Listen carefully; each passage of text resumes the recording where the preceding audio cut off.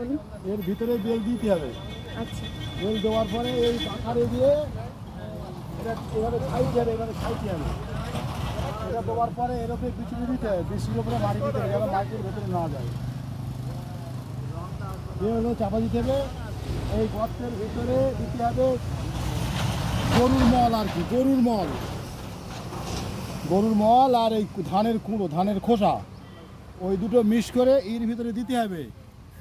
ওখান দিয়ে একটা সুড়ঙ্গ আছে, এই যে এর ভিতরে সুড়ঙ্গ আছে, এই যে এখান দিয়ে ওর ভেতরে ধোঁয়া তাপটার ভেতরে গিয়ে বেলটাকে পাকাবে। ওর ভেতরে একটা গর্ত আছে, এইখান থেকে চলে সেই একটা গর্ত সেই। হ্যাঁ, 20-22 দিন পর ওই বেলটা রং হয়ে যাবে।